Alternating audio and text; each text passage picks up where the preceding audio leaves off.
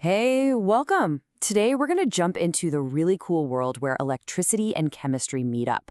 We're talking about how a simple electric current can do some amazing things, like make water bubble up or even coat a plain old key in a shiny new metal.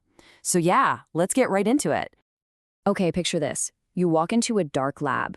It's completely quiet. And then all of a sudden, a little light bulb on a table just glows. No switch, nobody touched it. So what's going on? Is it some kind of magic? How is that even possible?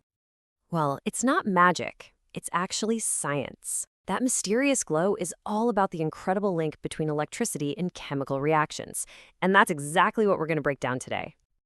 So, to start our little investigation, we need to figure out a really basic rule. What kind of stuff actually lets electricity pass through it? First up, let's look at solid objects. Let's imagine we have two boxes sitting in front of us. Box A is filled with all kinds of metal things, coins, keys, a bit of aluminum foil. Box B has stuff like plastic, rubber, a piece of wood. Our mission is to test every single item and see what happens when we try to send a current through it. And how are we going to test them? With this little gadget here called a tester. It's super simple, just a battery, a small bulb, and two wires. If we touch the wires to something that lets electricity flow, it completes the circuit and boom, the bulb lights up. It's basically our little lie detector for electricity. And check it out, the results are crystal clear. Every single time we tested something from box A, all the metal stuff, the bulb lit right up. We call these materials conductors. But when we try the things from box B, the plastic, the wood, the rubber, nothing. The light stayed off. Those are called insulators.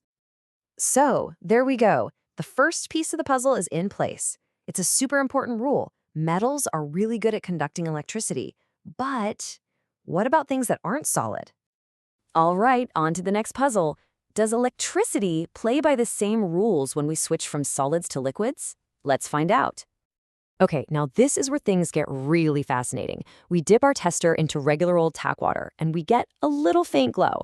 But put it in salt water or lemon juice, the bulb shines super bright. And here's the kicker. In pure distilled water, absolutely nothing. No glow at all. It's an insulator. Wild, right?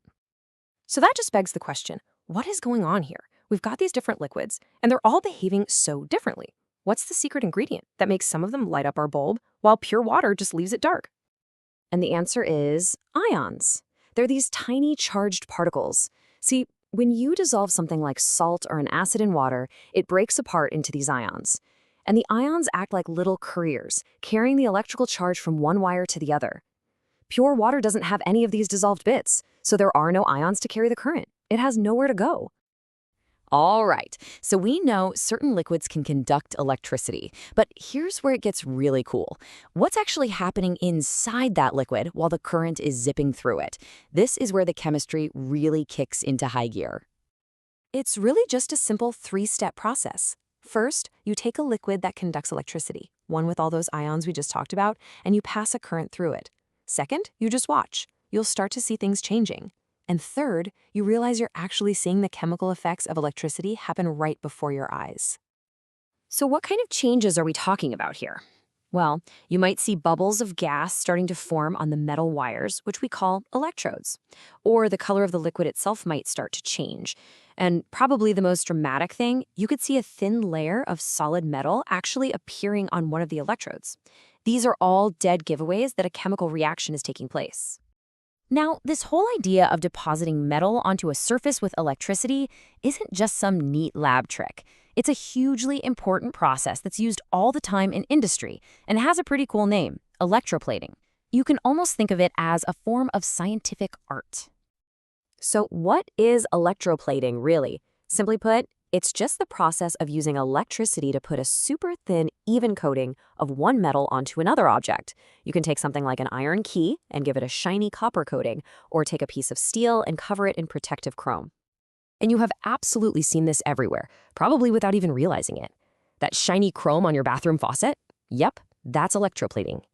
The silvery coating on affordable jewelry, or that thin layer of gold on a watch? All done with electroplating. Even the tin cans our food comes in use this exact process. So why do we even do it? It really boils down to two big reasons. First, protection. A layer of tin or zinc can keep iron from rusting.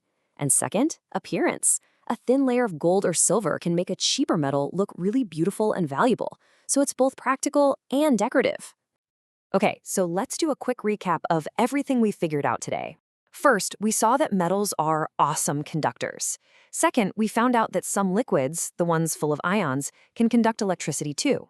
Third, we learned that when a current flows through those liquids, it causes some really cool chemical changes.